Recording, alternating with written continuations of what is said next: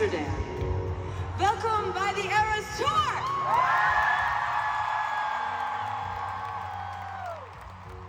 Hi, everyone, and welcome back to Create and Consume, a podcast about what we make, watch, and buy in the era of digital content. I'm your host, Austen Tosone. Last week, we traveled to Europe for the Eras Tour. Now, as a longtime Taylor Swift fan, I was getting, should we call it borderline desperate, when I realized that I wasn't going to be able to make any of the 2023 US tour dates and where tickets just were getting absurdly expensive. So we decided to do what surprisingly a lot of Americans decided to do, which was to bite the bullet, purchase tickets. I won't call them cheap, but that were more affordable than the ones that we could find here with a better view to go see a show overseas. And we ended up going to night 2 in Amsterdam, the Netherlands. It was truly an unbelievable experience, so much so that we need a whole podcast episode to recap the experience. I've got my Eras Tour merch on if you're watching over on YouTube, and I can't wait to tell you all about the show. Before we get into today's topic, let's talk about what I'm creating and consuming this week. So when we got back, I decided to just batch a bunch of content in preparation for what is turning out to be a bit of a social media break for me this week. If you listen to my summer bucket list episode and my social media state of the union episodes, I think that was episodes 5 and 8 of the podcast, I talked about taking a break from social media, most specifically taking a break from Instagram. So I've scheduled out some of last week's podcast promo to go live while I am off Instagram this week, and I'm also choosing to take a break from TikTok as well. For me, these are the two apps that really consume most of my time and energy that I feel like could be better spent in other places. So I am logging off for a week just to see how things go. And I was just batch creating, like I said, some content to go live that I've scheduled while I am offline. And then for what I'm consuming this week, well, first I wrote down LOL Dayquil, which I have come back with a bit of a head cold from our trip. It was a little colder than expected in Brussels, where we went after Amsterdam, and I don't think I dressed warmly enough for the temperature change. So I have come back with a little bit of a head cold. I am powering through, though, to get this episode up and recorded, and I feel good other than just feeling kind of congested. So I feel like I've mostly beat the jet lag / time change situation, which is what I was more concerned about. I'm pretty much back on my normal sleep schedule after just a few days of being home, but it is just annoying that I've got this little lingering head cold situation. So I'm mainly taking it easy, but I was just too excited to record this. So of course I have to jump in and do the episode so I can get it up for you guys this week. Jokes aside, what I actually am consuming this week is the new season of The Bachelorette. So the first episode came out last night at the time I'm recording this.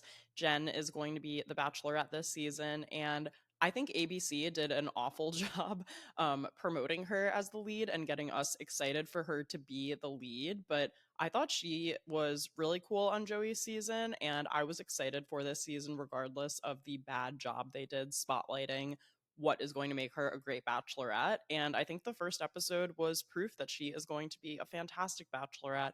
And I'm super excited about this group of guys. I think they're the right combination of will incorporate shenanigans into the show and also will let the audience get to really know them and have a bit more character development than we saw in some of the more bubble seasons of this show, which I spoke about in the reality TV episode if you got a chance to listen to that one.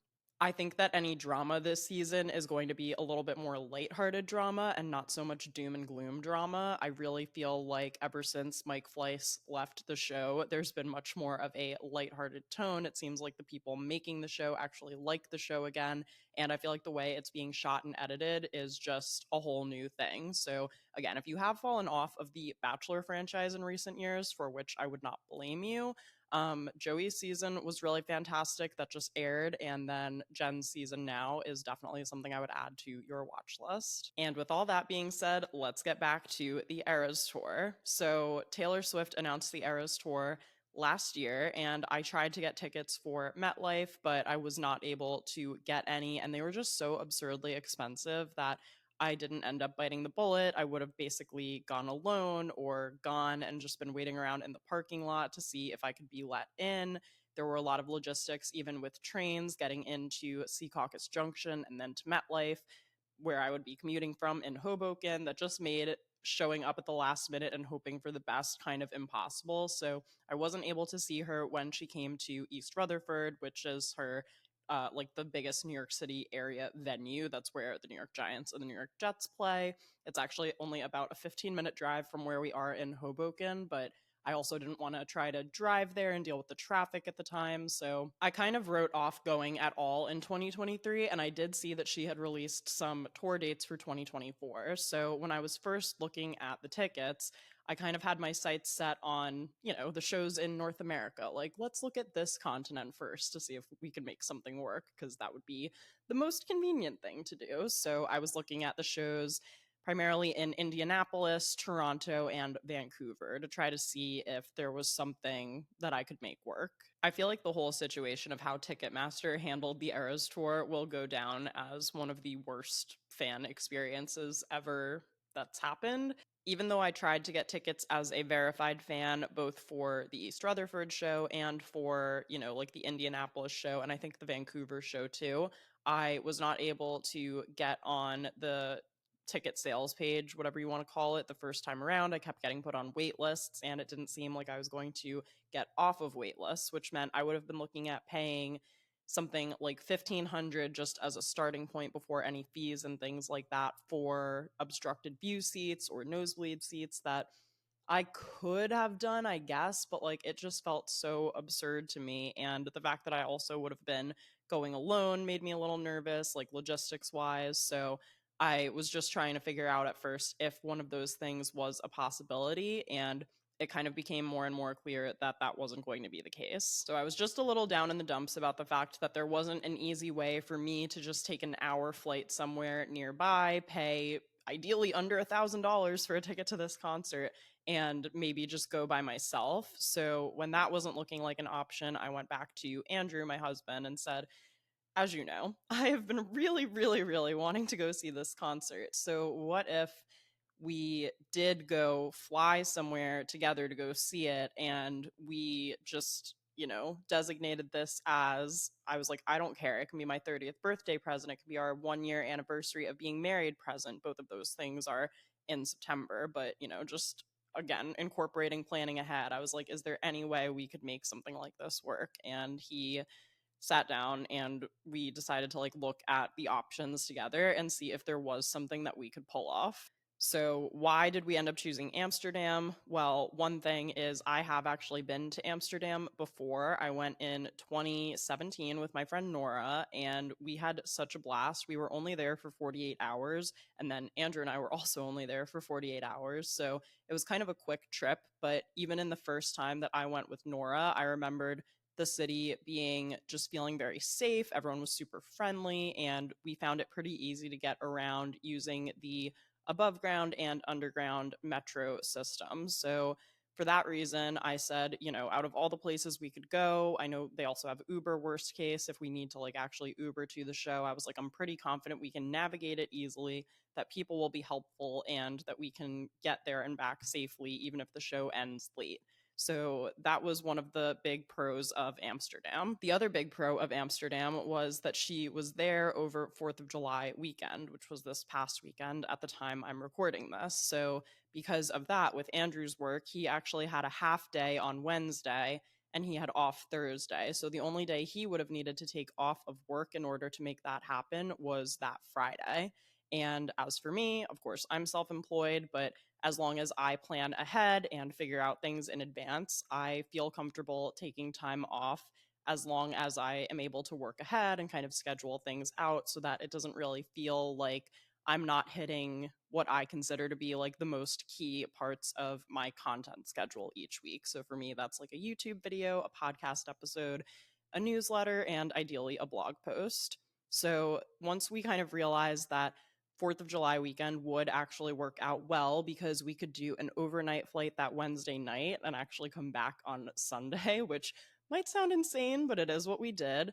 it really made it much more doable. So the fact that Andrew only needed to miss 1 day of work and the fact that it was, paid time off made a huge difference. So I had been to Amsterdam once, and Andrew actually had never been before. So to him, it was a new destination, which obviously made it even more appealing because, he is not a Swiftie, which we'll get to later in the episode recap. But it was exciting for him to think, okay, at least if we're going, I get to go to a brand new country that I've never been to before. And even for me, I'd only been there for a very brief time about 7 years ago, so I was happy to go back. However, of course, my gears started turning, and I was thinking, is there anywhere else we could go just like while we're over there, just to get one more new country in? So we opened up the Eurostar train options and started looking around, and it was only a 2 hour train from Amsterdam to Brussels, Belgium, which I've never been to Belgium before, and neither has Andrew. So that worked out perfectly, and we decided to tack on.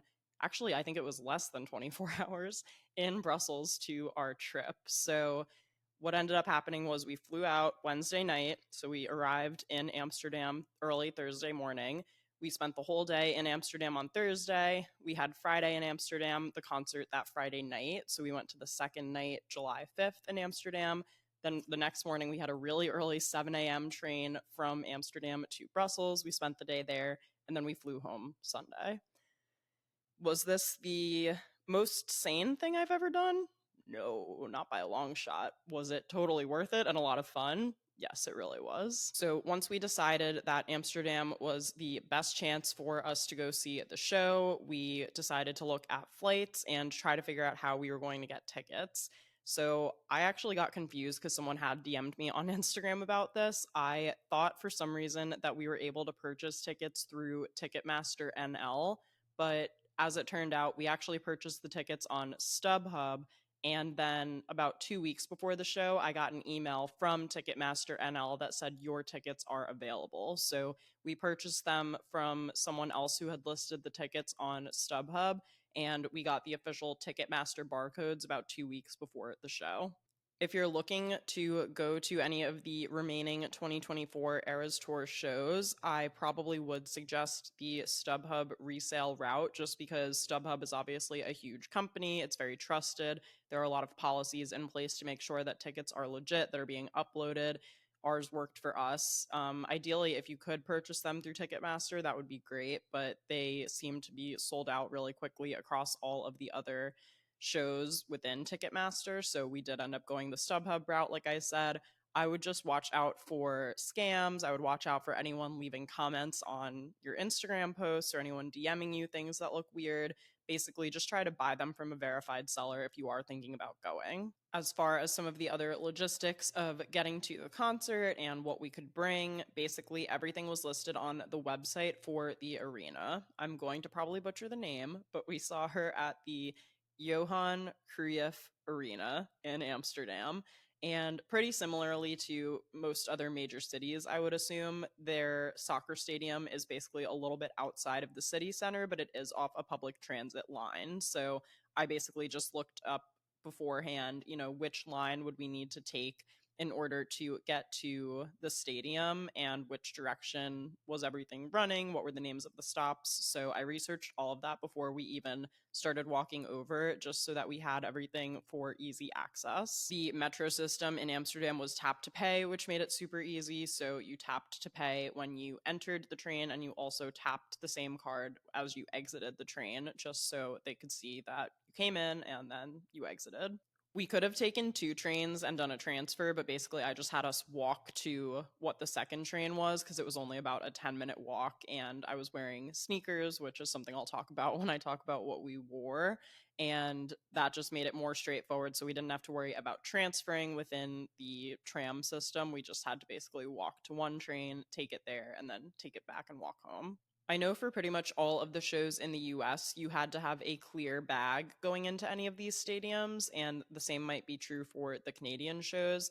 That was not the case for this stadium. On the website, I was just able to look under their frequently asked questions and see what size bags were allowed inside of the stadium. So they basically listed out the size in centimeters, and the bag that I was planning to bring was well under that size range anyway. It basically just fit like my phone, my little card holder with my ID and my credit cards, a lip gloss, and a backup phone charger. So that was what was in my bag. And I would say for whatever stadium you're going to, if you are attending a show this year, just double check on the website so you don't have any issues when you actually get to the stadium. Since I mentioned my bag, I obviously have to talk about my outfit, which was something that I had been thinking about for a few weeks, but I realized I didn't want to do a costume. I really didn't want to have something that I would just wear once and never wear again. So I decided to kind of just look at what I already had in my wardrobe and see if there was anywhere where I could kind of fill in the gaps. So, because I'm me,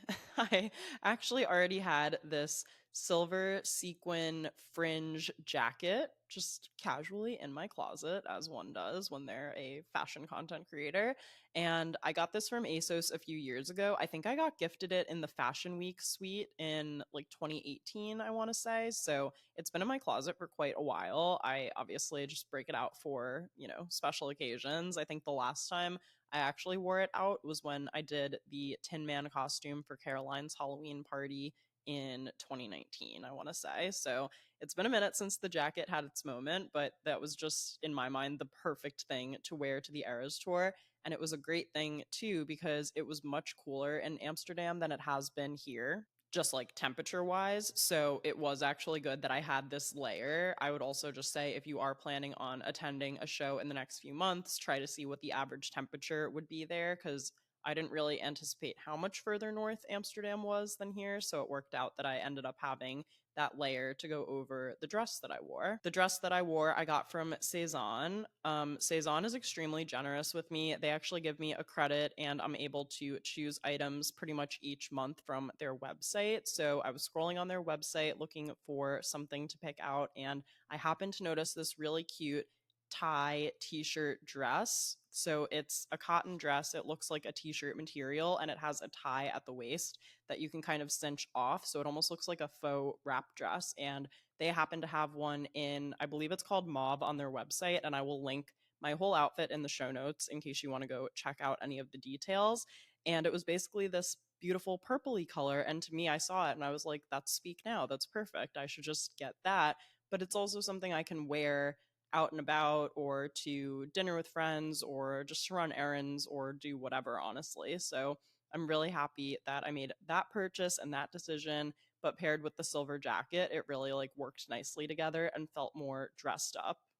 Like I mentioned earlier, I wanted to make sure I had a bag that complied with the stadium regulations, and I also recently happened to get gifted this insanely beautiful clutch by Sachin and Babby. I got invited to an event with them and with CoverGirl, and I knew we were leaving that event with CoverGirl products, but I did not know they were gifting us this beautiful clutch bag. So it was silver sequins, and it basically has a bow on the front, and it comes with this tiny chain link crossbody strap, or you could wear it, just on one side, or you could wear it crossbody. I wore it crossbody just for purposes of being at a busy arena with like 60,000 other people.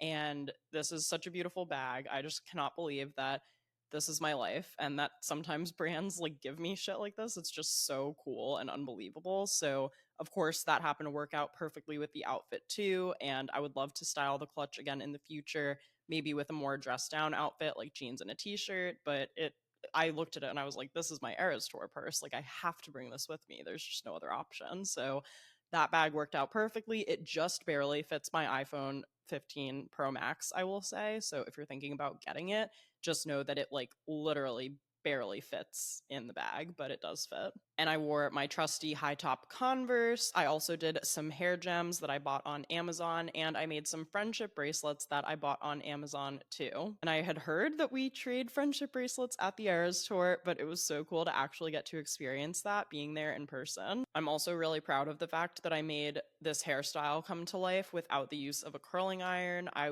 did look for a curling iron when we got to Amsterdam, but they were basically like sold out at all of the stores that I went to, because I wanted to get one that could handle the voltage with the European plugs. So unfortunately that didn't work out, but I'm still happy with how the hair turned out, all things considered.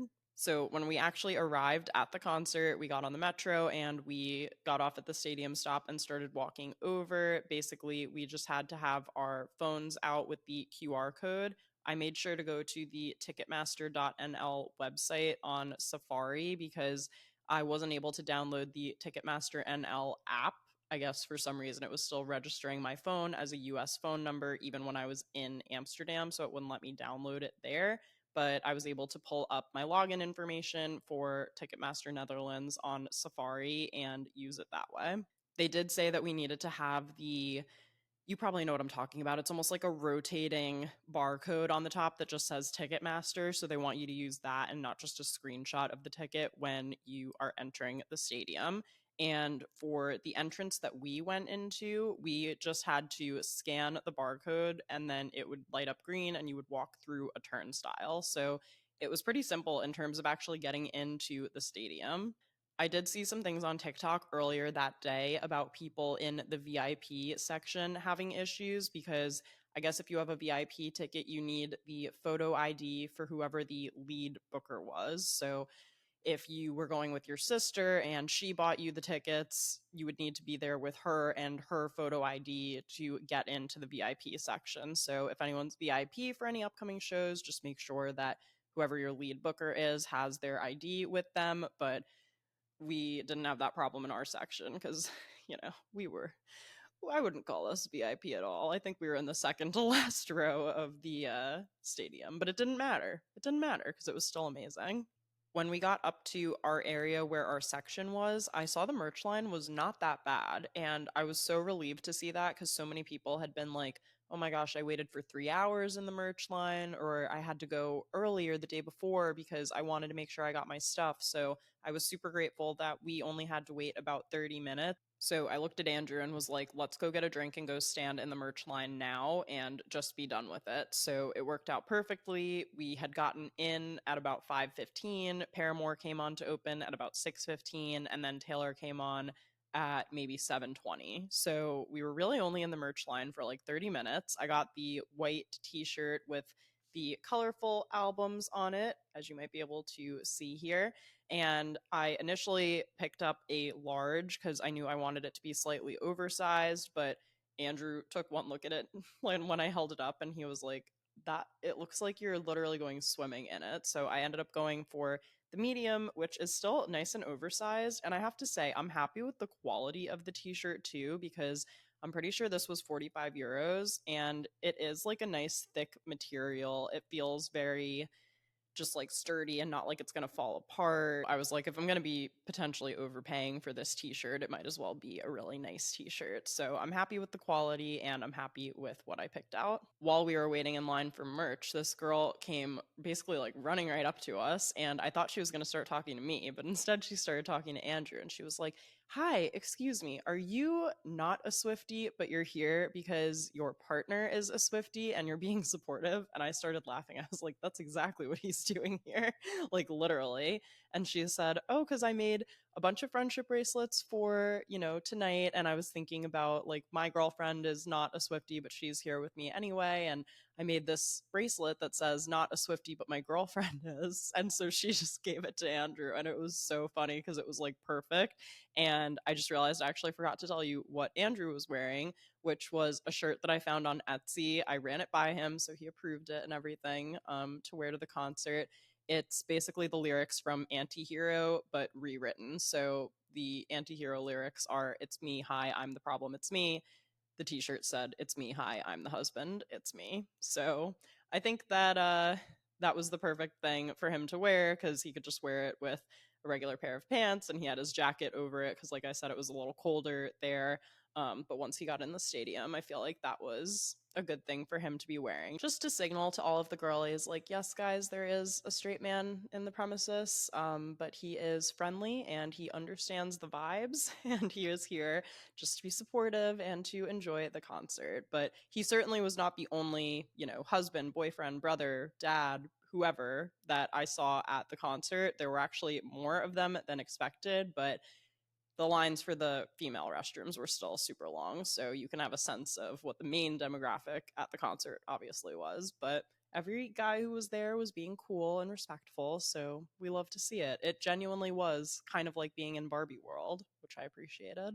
I will also add that I did not have a sip of alcohol before, during, or after this concert, and that was definitely the right call because I didn't have to go to the bathroom. This was a concern of mine. Truly, it was like, when the hell am I supposed to pee during this 3.5 hour concert?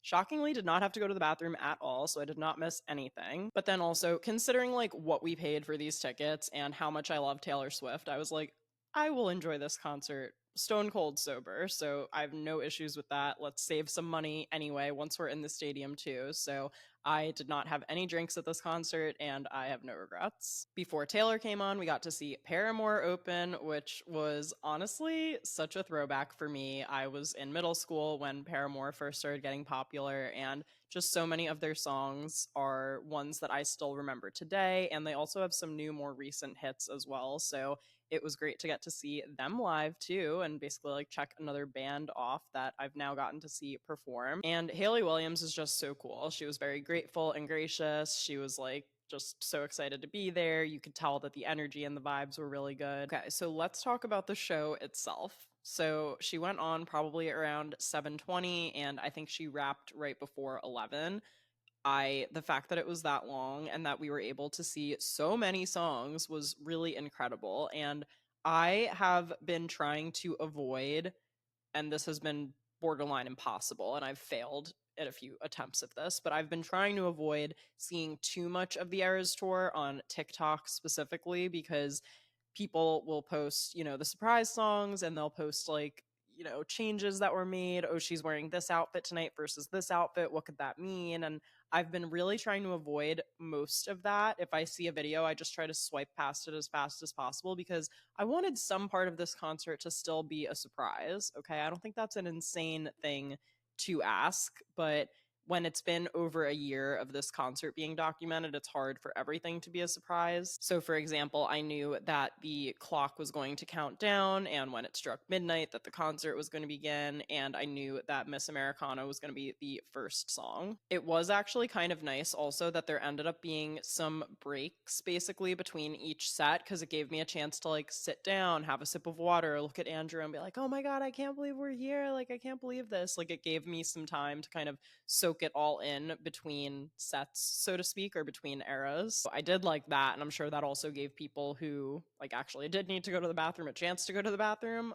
So that's always fun. When it comes to the set list, I had kind of gathered from watching various TikToks and things that there weren't really any debut songs in the core set list itself, that they were only popping up occasionally as surprise songs, which I guess sort of makes sense. But I have to say, as someone who discovered Taylor Swift from the song Teardrops on My Guitar, which is from her debut album, so I've, been a fan of hers for over a decade at this point, I was definitely disappointed by that. I would have loved to have one or two debut tracks in there. I know she also doesn't own them yet. She still needs to do the re-recording for debut and for Reputation at the time I am recording this podcast episode, so I sort of get it. But given the number of Reputation tracks she did, I feel like she could have thrown in some debut too, I was also so surprised that, my outfit was basically a nod to Speak Now, and that there was only one Speak Now song in the set list, which was Enchanted.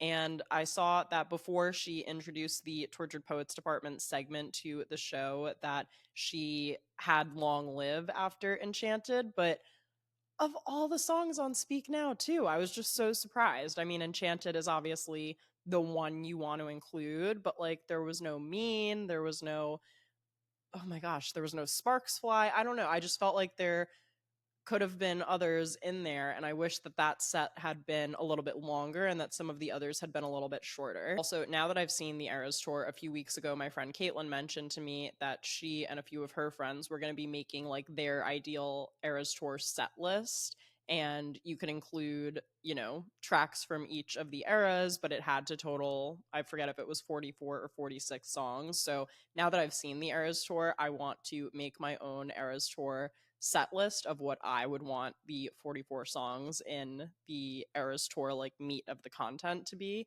not including surprise songs. So I'll have to do that at some point and report back to you guys on it. Overall, though, I think most of the songs that she chose for the set list make a lot of sense. I also understand her combining the folklore and evermore portions in order to accommodate the Tortured Poets department.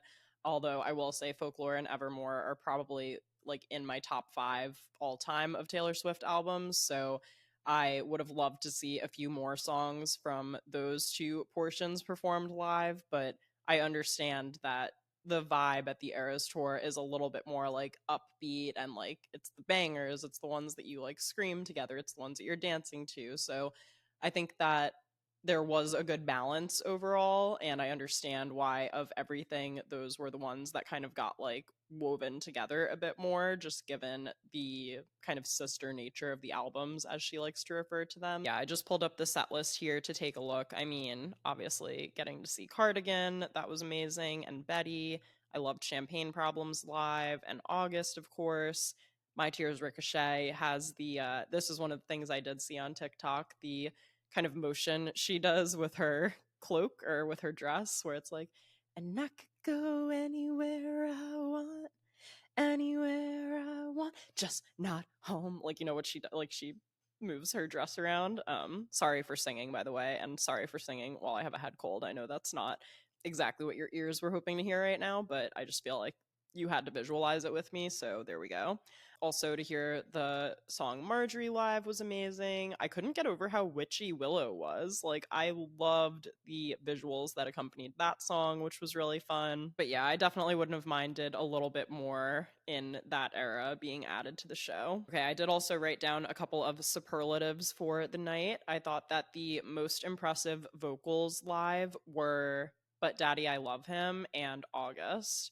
And I mean, those two songs are, it is really all about the vocals for both of them because it's so much about the lyrics and the way that the story is told. So I feel like those were two of the most vocally impressive songs to me. For But Daddy, I Love Him, there was a lot more like choreography going on, and I was impressed with how the quality of the vocals continued on even throughout all of that. Like, she just truly sounded amazing on that song, and you could really feel the emotion behind what she was saying as she was like running around doing all of these things. And then what I liked about August was it got to be a bit more pared back. Like, it was really just her kind of like wandering through the stage, the lighting effects of the stage. If I had been on the floor, I wouldn't have been able to see it, but seeing what the stage looked like, and as she was kind of just wading through it, and it felt like this late summer haze, and you were just so focused on the story of August and the story of that song, it was just so beautiful. So those were my two favorites from like a vocal performance standpoint. I thought both of them were incredible to see live. Some of my biggest surprises and things that I loved seeing live the most, I already mentioned Willow, but just the witchy nature of that one. And they have these like globes and spheres, her and her backup dancers, that just made it so much more like spooky. Like, I feel like I'm gonna listen to Willow differently now that I've seen it live in that way.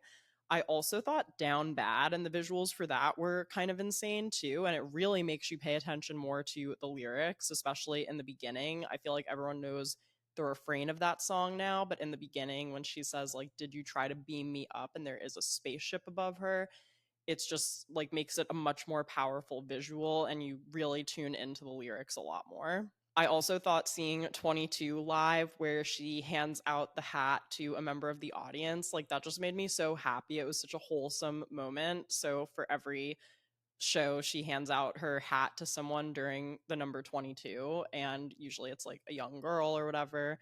But it was just so like fun to see live and like see how excited and grateful the person who got the hat was. So I really enjoyed that like moment of audience interaction from the show. And I also loved Look What You Made Me Do. It just, the whole visual of it, and if you watched the music video from that song that initially came out from Reputation, at the end of the music video, it's all of the previous Taylors are like talking to one another. So she's saying, you know, this was the moment of time where like her reputation was kind of in the ditch. And so she was like looking at all of the past versions of herself.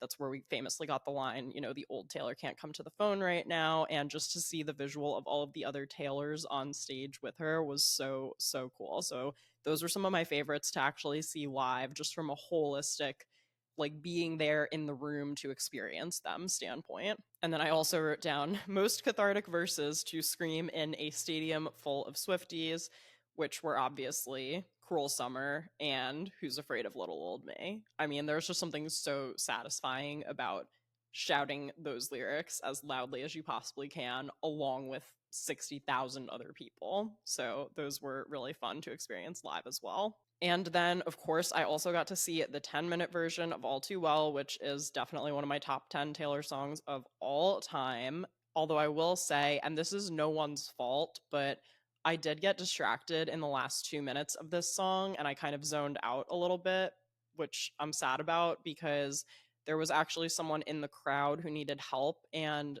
I don't even know how she's able to see from where she's standing on the stage where someone on the floor would need help. But basically, I guess at some of her concerts, if someone needs help, people will turn on their phone flashlights and start waving them around in a section. And if more people are doing it, the more likely it is that you'll see that kind of swarm of lights and stuff. So I don't know if someone, needed water or what exactly happened, but clearly someone needed like someone from security or someone from the stadium's like medical attention at that moment. So in the middle of the 10-minute version was when it happened, which the timing is unfortunate, but what can you do? And Taylor, like 3 different times in the song, had to say, someone needs some help over there, like pointing, like, can someone go check in over there, please? Like, they need help. So she was really looking out for everyone and she didn't stop playing. Like, she said it like as she was going, which was even more impressive somehow. So it was just, a little bit was distracting during that song, which I was really excited to see. But I think I got through the first like 7 minutes of it before that was happening. So I hope whoever that was okay. Obviously, that's the most important thing. And it was still just cool to experience like the extended version of that live too, because that is definitely one of my favorite songs she's ever written. So those were definitely some of my favorite highlights from the show. If you saw the Eras tour, definitely let me know what your top moments from the performance were. You can feel free to comment them over on Instagram. You can even send me an email if you want to talk in depth about it. It's just createandconsumepodcast@gmail.com. And I also wanted to share some quick Amsterdam and Brussels recommendations. Obviously, the main event of this trip was the Eras tour. And again, I'm so appreciative for Andrew coming with me and just doing this crazy thing with me. I know that it's absolutely insane and that, spending that much money, going all that way for a concert, but I think he really just saw how much it meant to me, and it truly is like an experience I will never ever forget. So Andrew, if you're listening, thanks for coming with me. I love you and I had the best time. And yeah, so while we were in Amsterdam, we got to actually kind of do a lot, which I was impressed with because it was only 48 hours. So we were able to go to the Van Gogh Museum. I feel like that's a no brainer, probably one of the top most requested things to do in Amsterdam. I actually also did that the last time I was there in 2017, but it was still so cool to see again, to see the self portraits, to see the sunflowers, to see so many different works of art. I will just say though, if your favorite Van Gogh painting is Starry Night, don't go to Amsterdam. Okay, that one's in the MoMA. Like literally, if you are in the New York City area, you can take a train and go see that one whenever you want. It's in the MoMA. So don't go looking for that one in Amsterdam. It's not there. We also got to go to the MoCo Museum, which is the contemporary art museum. And there's actually a few museums all next to each other in Museum Plan.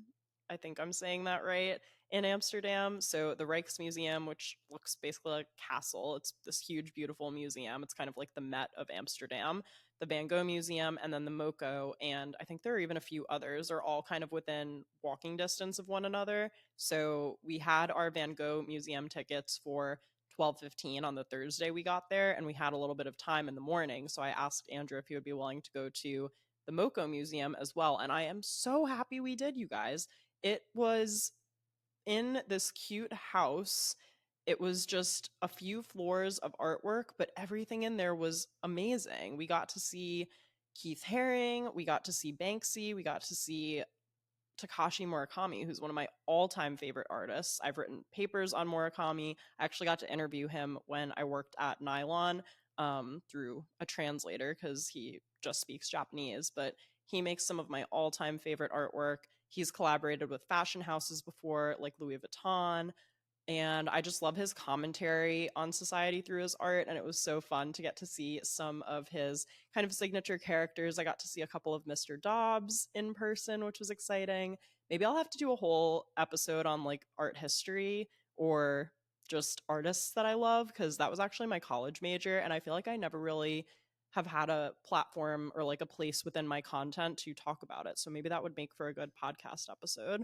Let me know if you guys would be interested in that. So we got to do those two museums. We also went to a really cool brewery that I'm not going to try to say the name of because I just feel like I am going to butcher it, but it is a microbrewery. I left it in my Instagram recap for Amsterdam. That's over on my personal account at Austen Tosone. We ended up opting to do that instead of doing the Heineken experience, and I'm so glad we did because we got to try a bunch more local beers, and it was not crowded at all, and it was super affordable. And then that night we got dinner at a place called Mangia Pizza, which is right near where we were staying in Amsterdam.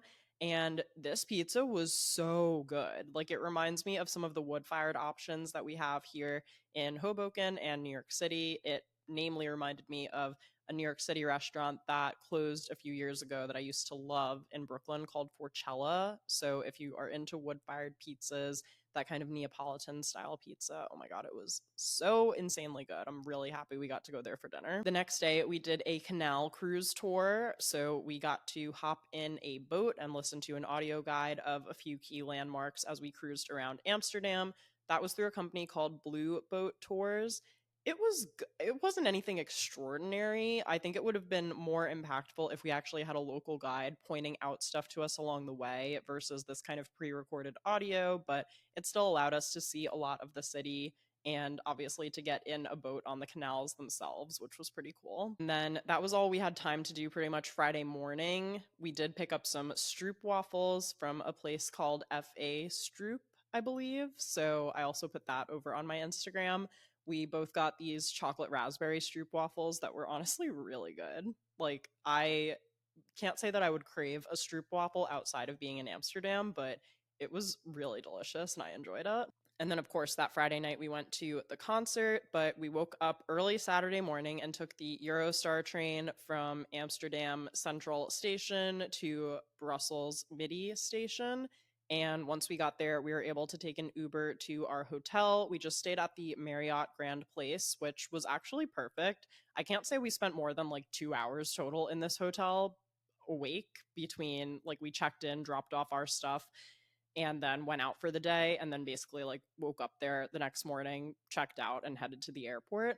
But it seemed like a really nice hotel. It was in a great location. So the Grand Place is basically like this center square in Brussels, and we basically just spent the whole day walking and wandering throughout that area, which is what I would definitely recommend if you only have a short amount of time to visit Brussels. While we were there, we walked through this beautiful cathedral, and it had this huge organ that was like hanging from the top of it. It had really beautiful stained glass, so that was really cool to see. And as we were leaving the cathedral, it was noon, so we got to hear the bells chime and everything too, and it just felt like so quaint and charming and like unique and everything. So that was kind of a cool moment. And we also walked through some of the surrounding streets of the Grand Place. We walked into a chocolate shop and we got a lot of stuff in there.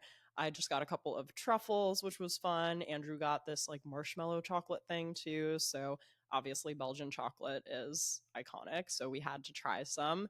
And we also wandered through some of the, I think they're called gallerias, basically like shopping malls that have these kind of glass ceilings and lots of different storefronts that are interconnected. So that was really cool too. And we also got to go to Delirium Cafe. Delirium is a Belgian brewery, and they have this insane tap room right in the city center where they have 2,000 different beers on tap, and you can basically just sit and chill and try as many of them as you want. And they played a lot of like early 2000s music. It was like being, at your favorite dive bar in New York City. So they were playing like some good Charlotte. I think they were playing some Killers and things like that. So the vibes were good in there, and the beers that I tried were really good. And the last thing we did in Brussels was we got a great dinner at this place called Les Marmitons.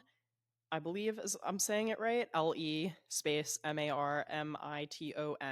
This was actually a recommendation I found on a travel blog when I was looking up things to do in Brussels. And they were like, oh, you have to try Belgian mussels. And I was like, oh, mussels in Brussels? I guess that makes sense. So I booked us a reservation at this restaurant. It was really, really good. Like the service was great. We shared oysters as our appetizer. We got a bottle of white wine, and the container of mussels that was presented to me was just absolutely massive. Like I was sitting there for so long trying to eat as many of them as I could. And I don't even think I finished all of them because the bucket was just like so huge. So it was really incredible. I enjoyed them so much, and I'm really grateful to the blog that I found this recommendation from. All right, you guys. So that was my Eras Tour experience and a little bit about our time in Amsterdam and Brussels last weekend. So this is your sign. This is your sign to go to the concert you want to go to, book the Europe trip, just live in the moment, because it's just so much fun when you get to lean into things that you're really excited about. And it's even more fun if you get to go with someone who is down to have an adventure with you. So I hope you guys found this one just to be fun. I feel like this is the equivalent of me FaceTiming all of my friends and giving them the full catch up. So hopefully you enjoyed this type of podcast episode. You can support Create and Consume for free by doing any of the following. You can leave me Apple and Spotify ratings and reviews. Please rate me 5 stars. It takes 2 seconds to do, and it helps the podcast get seen by more people.